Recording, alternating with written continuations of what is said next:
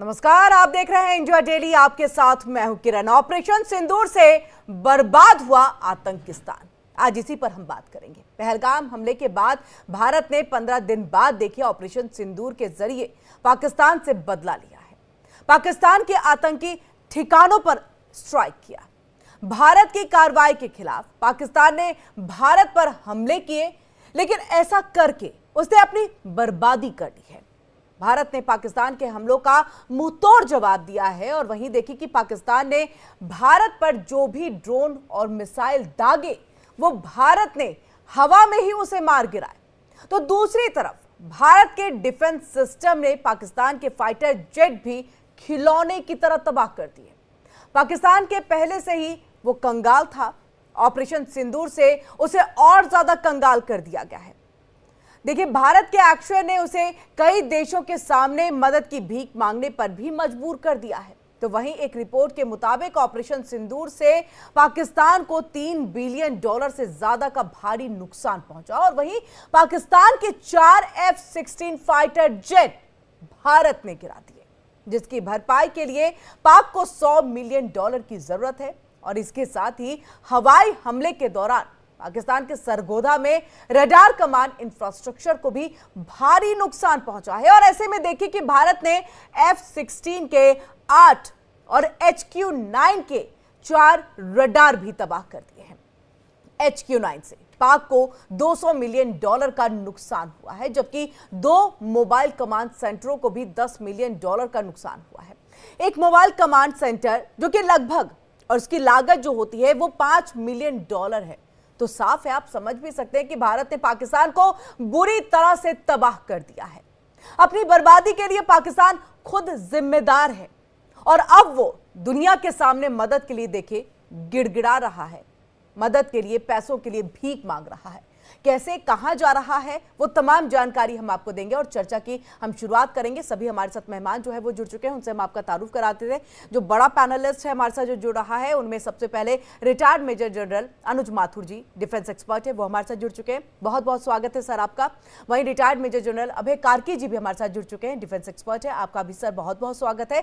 Group captain UK Debnath जी, retired रक्षा विशेषज्ञ है, आपका भी सर बहुत बहुत स्वागत है।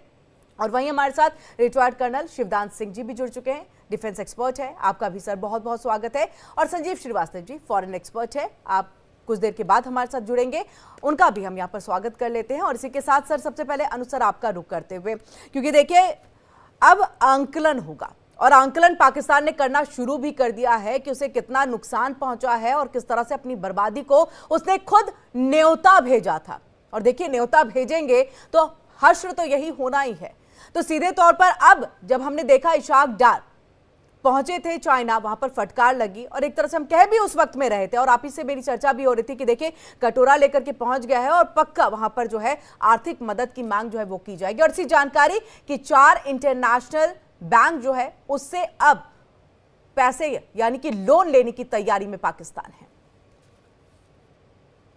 सबसे पहले तो जय हिंद, जय भारत। जय हिंद सर। हाँ, एक बात मैं बिल्कुल साफ बता देना चाहता हूं कि जिस प्रकार से पाकिस्तान का नुकसान हुआ, देखिए पाकिस्तान को जो नुकसान हुआ है ना, उसको हम 2-3 कैटेगरीज में बांट सकते हैं। एक तो फिजिकल जो डायरेक्ट नुकसान हुआ है, ये हमको देखने की जरूरत है। वो पहले दिन हमने कर दिया था उनको डायरेक्ट नुकसान। 9 उनके आतंकवादी अड्डे क्योंकि बहुत सालों से पनप रहे थे, बहुत सालों से वहां पर आतंकवादियों की ट्रेनिंगें चल रही थी और बहुत बड़ा उनका वहां पर हर प्रकार के सेंटर्स थे, इंडोक्ट्रिनेशन सेंटर्स, ये वो, और वहां पर उनके आतंकवादी भी रहते थे। तो वो 9 आतंकवादी ठिकाने, जिनमें से कि 4 पाकिस्तान के अंदर थे, पीओजेके की बात नहीं हुई, पाकिस्तान के अंदर, उनको तबाह किया गया। उसमें लगभग 100 से ज्यादा हमने आतंकवादी मारे। तो पहला फिजिकल जोल्ट था वो पाकिस्तान के ऊपर वो था। उसके बाद हमने जब पाकिस्तान ने अपनी हिमाकत करी तो हमने उनको उनके एडी सिस्टम्स को इतना डिग्रेड कर दिया, आपने अपने उसमें बताया, बिल्कुल सही बताया, उनके एयरफील्ड्स हमने बर्बाद कर दिए। 20%, मैं ये अभी देवनाथ साहब सर बैठे हैं यहाँ पे, वो आपको बताएंगे इसका मतलब क्या होता है। 20% एयरफोर्स के पीएएफ के एसेट्स हमने खत्म कर दिए। 20%, ये बहुत बड़ा ब्लो है। उसके अलावा एक स्क्वाड्रन लीडर समेत कोई 50 से ऊपर इनके वायु सैनिक जो हैं वो इस पूरे एक्शन में अल्लाह को प्यारे हो गए। ये तो उनका फिजिकल जो नुकसान किया गया वो है। उसके अलावा पैसे उनके जितने खर्च हुए, हमने जो पूरी उसके बारे में बात करी, 13,000 करोड़ रुपए 7 तारीख से पहले वो बर्बाद कर चुके थे तैयारियों में, और उसके बाद millions of dollars worth of equipment. अब जो सबसे बड़ा आघात उनको लगा है वो ये लगा है कि वो अपने जो न्यूक्लियर करते रहते थे, वो आवाज आनी बंद हो गई है। उसके बाद दूसरा आघात उनको ये लगा है, नुकसान की बता रहा हूं, सबसे बड़ा नुकसान ये है कि उनका जो आतंकवादी कैरेक्टर है वो बिल्कुल सामने आ गया। जैसा कि उन्होंने जनाजों में उनके सैनिक गए, तो ये एक बहुत बड़ा उनको आघात लगा। तीसरा एक बहुत इंपॉर्टेंट जो उनको जोल्ट दिया, ये जो हमने बिजनेस बंद किए, ट्रेड बंद किया, टॉक्स बंद किए, पानी, we have weaponised the weapon water, तो पानी के वेपनाइजेशन से उनको बहुत ज्यादा नुकसान अभी हुआ है, और ज्यादा होने वाला है, आप देखिएगा आने वाले समय में। और ये नुकसान, एक चीज और मैं आपको बताऊंगा इससे पहले कि मैं नुकसान, उसके बाद जो नेवी ने किया, उन्होंने फिजिकली कुछ असॉल्ट नहीं किया, लेकिन जिस प्रकार से उन्होंने अपनी पावर को प्रोजेक्ट किया अरेबियन सी में, पाकिस्तान के जो air force, air defence, naval air defence systems होते हैं, और पाकिस्तान की नेवी डिफेंसिव मोड में आने के रहने के लिए बाध्य हो गई, और जो तुर्की का वो छोटा सा जहाज आया था वो भागने पर मजबूर हो गया। तो ये नेवी का काम। इसके अलावा एक बहुत इंपॉर्टेंट जो चीज है जो हमको समझने की है, वो ये है कि हमारे इस एक्शन से, जिस प्रकार से टीटीपी और बलोचिस्तान में एक्टिव हुए और उन्होंने जो आघात पहुंचाया, उसका भी कहीं ना कहीं डायरेक्ट कनेक्शन हमारे उससे है। टीटीपी ने और बीएलए ने कुल मिलाकर के 200-300 से ज्यादा उनके सैनिकों को नुकसान पहुंचाया है इन 5-6-7 दिनों में, और उसके अलावा उन्होंने बहुत ज्यादा मिलिट्री हार्डवेयर के ऊपर नुकसान पहुंचाया है, बहुत सारे पोस्ट उन्होंने कैप्चर कर लिए। तो ये तमाम नुकसान जो हैं एक साथ मिलाकर के अगर हम देखेंगे, और फाइनली जो उनका नुकसान हुआ है, वो फाइनल नुकसान ये हुआ है कि अंतरराष्ट्रीय समुदाय के सामने उनकी बहुत जबरदस्त बेइज्जती हुई है, और जो चाइनीज इक्विपमेंट है उसकी जो उसकी ताकत थी या उसकी जो क्रेडिबिलिटी थी, उसके ऊपर बहुत बड़ा डेंट लगा है, और इसीलिए चाइना भी तड़प रहा है, और वो प्रयास कर रहे हैं कि किसी प्रकार से वो ये सिद्ध कर सकें कि इस एक्शन में उनके JF-17 ने बिल्कुल, अच्छा लेकिन काम किया, सर जो डैमेज हो गया उसको डैमेज कंट्रोल अब कैसे करेंगे, ये बड़ा सवाल चाइना के सामने भी है, और साथ ही साथ देखिए पाकिस्तान के सामने भी है। यहाँ पर अगर हम कितने डॉलर का नुकसान हुआ है वो आंकड़ा यहां पर अपने दर्शकों को अगर बता दे, तो सोचिए 1.1224 बिलियन डॉलर, इतना नुकसान है यहां पर। कार्की सर, जी इतने का नुकसान है सर। और कार्की सर आपसे, क्योंकि देखिए लगातार जो है विपक्ष भी कह रहा था, तमाम सवाल भी उठ रहे थे कि IMF ने लोन क्यों दे दिया, लोन देने से देखिए वो कहीं ना कहीं फिर से वापस से जो है रिवाइव करेगा, आतंकवाद में उस पैसे का इस्तेमाल जो है वो करेगा, और वो जो अमाउंट था उससे कहीं ज्यादा नुकसान तो हमने पहुंचा दिया है कि अब आपको लोन और लेने की जरूरत है। आप जा रहे हैं यहाँ पर, देखिए जो 4 बैंकों का मैं नाम भी ले रही थी यहाँ पर कि industrial and commercial bank of China, सबसे पहले तो यहाँ आप जाते ही पहुंचे हुए थे। उसके बाद देखिए standard chartered bank and Dubai Islamic bank का भी आप यहां पर रुक करते हैं, और वहां पर से आप $5 मिलियन की जो है कोशिश कर रहे हैं कि वो आपको लोन मिल जाए। एशियन डेवलपमेंट बैंक, यहां से भी $5 मिलियन, और इसी तरह के और भी जो आंकड़े हैं वो सामने आ रहे हैं, जो धीरे धीरे करके हम अपने दर्शकों को बताएंगे। तो ऐसे में देखिए कि आप IMF का लोन लेते हैं कि आप बेहतरी करेंगे कुछ, लेकिन यहां तो वो पैसा भी आपके लिए कम पड़ गया कि भारत ने इस तरह से आपको नुकसान पहुंचाया है। कार्की सर। जी धन्यवाद, जय हिंद। जय हिंद सर। ये जो नुकसान पाकिस्तान को पहुंचा है, ये हम एक पैसे के तौर पे तो हम गिन रहे हैं, और हमें आकलन लग ही गया है कि जितना उसको नुकसान किया उसका तो वो 25% भी दाएं बाएं से उधार लेके पूरा नहीं कर सकता है। और इसीलिए शायद चाइना ने बोला कि हम तुम्हें J-35 दे देंगे, स्पीडी डिलीवरी करेंगे, नए जेट जो उनके बने हुए हैं, और वो 50% उसमें डिस्काउंट लेके देंगे। तो अभी वो भीख का कटोरा लेके जाना शुरू हो गया है, भारत ने उसको मजबूर कर दिया है। और आपने बड़े अच्छी तरह से आकलन में बताया कि किस चीज में कितने पैसे खर्च हुए। ये जो आपने रिपोर्ट पाई, इसमें बड़ा अच्छा एक सेक्शन वो भी है जिसमें कि जो 15 दिन हमने उसके पसीने बहाए कि अब आया तब आया, उसमें उसने जो रडार सिस्टम लगाए थे, जो एयरफोर्स हमेशा उसकी हवा में कॉम्बैट एयर पेट्रोल करके हवाई जहाज एवैक्स ऊपर रखता था कि अब आया, उसमें ही उसको करीब 150 मिलियन से ज्यादा जो था वहीं पे उसका खर्च हो गया था, सॉरी 1.5 बिलियन, सिर्फ preparation for a sudden Indian attack. तो हमने पहले ही जैसा बता रहे थे, ये तो उसके हवाई जहाज और खर्चा फ्यूल वगैरह में हुआ है, लेकिन साथ ही साथ जो उसकी मैन पावर थी, पायलट्स, उनका फटीक देखिए, 24 घंटे दिन रात हिंदुस्तान आया। हम कभी मिराज भेज देते थे, कभी हम रफेल भेज देते थे बॉर्डर तक फ्लाइट लेने के लिए, उसकी पूरी एयरफोर्स हवा में आ जाती थी, अब आ गया। तो रात भर थका के उसको हमने खर्चा भी किया है और एक फटीक उसमें डाल दी थी उसके लोगों में कि अब आया तब आया, और जिस दिन आया उसको हम बिल्कुल हवा भी नहीं लगने दी हम कैसे आए और कब आए। एक तो ये था, और दूसरा जो एसेट्स इनके डिस्ट्रॉय हुए हैं, पहले दिन जो एयर में हुए हैं इस रिपोर्ट में अलग दिया गया है, और उसमें एक मिड एयर रिफ्यूलर भी है। ये मिड एयर रिफ्यूलर जो है ये बहुत बड़ी चीज होती है, एक हवाई सेना को हवा में रखने के लिए ज्यादा घंटे के लिए एरियल रिफ्यूलिंग बहुत जरूरी होता है, जो देवनाथ साहब इस चीज में बताएंगे। और दूसरा जो हमने भोलारी में उनके एक हैंगर, मेंटेनेंस हैंगर में मारा था, तो उसमें उनका एक अर्ली वार्निंग एवैक्स या एयरबोर्न अर्ली वार्निंग एयरक्राफ्ट था, जो कि उसके सरताज का उसका जो हीरा होता है उस प्रकार वो उतना कीमती होता है, और उसके साथ F-16 ऊपर भी 4 और नीचे भी 4 मारे हैं। तो ये तो इसकी मिलिट्री ताकत के जो हमने एट्रीशन किया है या उसकी गिनती कम की है। अब ऐसा तो नहीं है ये 3 बिलियन कहीं से उधार लेके कल दुकान से खरीद लाएगा। इनकी भरपाई के लिए अगर ये ऑर्डर भी प्लेस करेगा, 1 साल 2 साल 3 साल तक लग सकते हैं। ये इक्विपमेंट को बहुत हाईटेक और लेस क्वांटिटी में अवेलेबल है, तो ये जो इसको मार पड़ी है, ये तो 1.5-2 साल तक लंगड़ा के उस लेवल तक आएगा जिस पे कल था।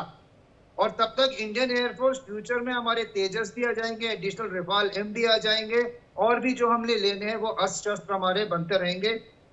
बिल्कुल, देखिए क्योंकि हमने तो डिफेंस के लिए अपने बजट को और बढ़ा भी दिया है। जिस तरह से हमें पता है कि हमारे जो पड़ोसी मुल्क हैं वो किस तरह के हैं, ऐसे में बजट को भी बढ़ा दिया है। और आपने बहुत अच्छी बात कही कि देखिए उनको तो यहाँ तक पहुँचने में, रिवाइव करने में ही अभी कितना वक्त लग जाएगा, तो फिर आगे आप किस तरह से और बढ़ेंगे या अपने डिफेंस सेक्टर को जो है और ज़्यादा मजबूत करेंगे, इसमें तो काफ़ी समय लगने वाला है। और अब भारत को पकड़ना आपके लिए नामुमकिन है बिल्कुल। यहाँ पर कर्नल शिवदान जी आपके पास हम आते हुए, कर्नल शिवदान सर, और उससे पहले हमारे साथ यहाँ पर जो संजीव श्रीवास्तव जी है वो भी जुड़ चुके हैं। सर आपका भी बहुत बहुत स्वागत है, आपके पास मैं आऊंगी, लेकिन उससे पहले कर्नल शिवदान सर आपके पास आते हुए, क्योंकि देखिए हमने बहुत बहुत बेहतरीन तरीके से, और एक तरह से सिर्फ ये बात इंडियन मीडिया नहीं, ये बात बाहर की मीडिया यानी कि फॉरेन मीडिया की तरफ से भी बात सामने आ रही है कि बहुत रणनीतिक तरीके से कम वक्त में ज्यादा डैमेज जो है वो हमने पाकिस्तान को पहुंचाया, और ये बताया कि हम तो कह रहे थे, आप माने नहीं तो ठीक है, अब आप देख लीजिए। देखिए, सबसे पहला जो नुकसान पाकिस्तान को पहुंचाया गया है वो उसकी अंतर्राष्ट्रीय इमेज को खराब, जो उसने अंतर्राष्ट्रीय इमेज बना रखी थी कि नहीं, आतंकवाद को वो हमेशा मना करता रहा, डिनाई करता रहा, और इस तरह से बहुत से अरब देशों से भीख का कटोरा लेकर के भीख मांगता रहा, उन्हें मिलती भी रही। मगर इस हमले के बाद में, आतंकी हमले के बाद में, जो भारतवर्ष ने उसको एक्सपोज किया है, उससे उसकी अंतर्राष्ट्रीय इमेज को बहुत बड़ा धक्का लगा है। इसके अलावा पहली बार पाकिस्तानी जनता को भारत से यह संदेश मिल चुका है कि यदि आप अपनी सेना और अपनी सरकारों पर लगाम नहीं लगाएंगे तो आपको भविष्य में और भी ज्यादा कष्ट मिलने वाले हैं। जिस तरह वहां पर पानी का संकट पैदा होना शुरू हो गया है, और जो धन वहां पर खाने और उसमें खर्च होना चाहिए था, उनके लिए वहां के प्रधानमंत्री ने उन हवाई अड्डों को जो भारत ने उनको बर्बाद किया है, उनके टेंडर पे खर्च करने पड़ रहे हैं। इसलिए ये क्यों किया? क्योंकि केवल उनके जो एक जनरल साहब थे, जो आसिफ मुनीर, वो अपनी इमेज को बनाने के लिए, दिखाने के लिए पूरे पाकिस्तान को कि मैं कितना, पाकिस्तानी सेना कितनी स्ट्रांग है, और भारत को इसी तरह से हम हमले करके उसको नुकसान पहुंचा रहे थे। भारत के विरुद्ध परोक्ष युद्ध के रूप में आतंकी हमला कराया पहलगाम में, मगर उस हमले का जवाब भारत ने इतना मजबूत और तगड़ा दिया है कि पाकिस्तान के अगले 20 साल भी पाकिस्तान नहीं भूल सकता कि भारत के साथ उसने एक बार ऐसा पंगा लिया था। इसके अलावा इस वक्त भारत ने पहली बार एक ऐसा हथियार अपने साथ लिया है, ऑपरेशन सिंदूर का। ये ऑपरेशन सिंदूर कभी खत्म नहीं होगा। जब तक पाकिस्तान का आतंकवाद रहेगा, ऑपरेशन सिंदूर हमेशा चालू रहेगा। हमारे प्रधानमंत्री जी ने यह कह दिया है कि ऑपरेशन सिंदूर, जब भी पाकिस्तान की सेना पाकिस्तानी आतंकवादी हम पर हमला करेंगे तो ऑपरेशन सिंदूर के तहत में उनके खिलाफ इसको लड़ाई समझी जाएगी और उसके खिलाफ उसी तरह का जवाब दिया जाएगा। इसलिए भारत इस वक्त स्वतंत्र है पाकिस्तान को हर प्रकार का जवाब देने के लिए। अब पूरे विश्व को भारत ने सूचित कर दिया है कि भारत ये एक्शन लेगा। इसलिए पाकिस्तान को हर हालात में, जो भी, जैसा कि आपने ऑलरेडी एक्सप्लेन कर दिया है कि कितना फाइनेंशियल लॉस हुआ है, कितना उसके सिस्टम डैमेज हुए हैं, मगर अंतरराष्ट्रीय इमेज जो उसकी डैमेज हुई है, जो उसकी जनता में डर बैठा है भारत का, उसका रिपेयर निकट भविष्य में नहीं हो सकता है। बिल्कुल, बड़ी बात सर, बड़ी बात आपने कही है कि निकट भविष्य में तो जो डर है जो उनके जनता के दिल में, उनके आवाम के दिल में, वो तो खत्म होने से रहा। और इसको लेकर के मुझे लगता है शहबाज शरीफ भी कुछ कर नहीं पाएंगे। यूके देवनाथ सर, आपका हम यहाँ पर रुक करेंगे। यूके देवनाथ सर शायद अभी उनसे संपर्क हमारा टूट गया है, हम दोबारा उनके पास वापस चलेंगे। संजीव सर, आपके पास आते हुए, क्योंकि देखिए इंटरनेशनल, जी संजीव सर आपका रुख करते हुए, क्योंकि देखिए लगातार बात हो रही है कि किस तरह से इंटरनेशनल फोरम पर पाकिस्तान की जो है वो बेइज्जती हुई है, किस तरह से हमने एक्सपोज किया। और देखिए उसको लेकर के डेलीगेशन भी पहुंचा है, पहला डेलीगेशन ऑलरेडी जा चुका है और देखिए उसने 2-3 देशों का जो है वहां पर गए, वहां पर बातचीत भी की है, तो एक पॉजिटिव रिस्पॉन्स की पूरी उम्मीद है यहाँ पर।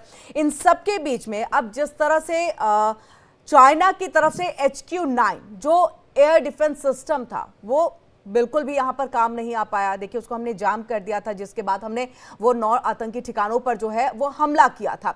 इसके बाद ये हम समझना चाहेंगे, क्योंकि फिर वापस आप पैसे लेने के लिए चाइना का ही रुख कर रहे हैं। सबसे पहले आप चाइना ही जाते हैं इस युद्ध के बाद में, इस सीज फायर के बाद में, और वहां जाकर के फटकार तो लगती ही लगती है, एज वेल एज आप वहां पर पैसे की मांग भी करते हैं। क्या संभव है फिर चाइना से ही आप इक्विपमेंट भी खरीदेंगे वापस से उनका एयर डिफेंस सिस्टम, वापस से उनके मिसाइलें, ये आप खरीदेंगे? अगर पैसे की मांग भी करते हैं तो ये आपके साथ कहीं ना कहीं शर्तें जो है वो जरूर जोड़ी जाएंगी। देखिए किरण जी, पाकिस्तान के हुक्मरानों के पास चाइना के खुशामद में शब्द कहने के सिवा कोई ऑप्शन नहीं है। वो तो ऐसी स्थिति में है कि वो चाइना से अपनी नाराजगी भी व्यक्त नहीं कर सकते। वो ये भी नहीं बता सकते कि आपके जो डिफेंस इक्विपमेंट्स ने काम नहीं किया, हम और भारत के द्वारा जो एक बड़ी कार्रवाई, बड़ा हमला किया गया, उसको ये एयर डिफेंस सिस्टम रोकने में बिल्कुल भी नाकाम रहा, क्योंकि चाइना के जद में, चाइना के कब्जे में पाकिस्तान बहुत बुरी तरीके से फंस चुका है। और जो $62 बिलियन की जो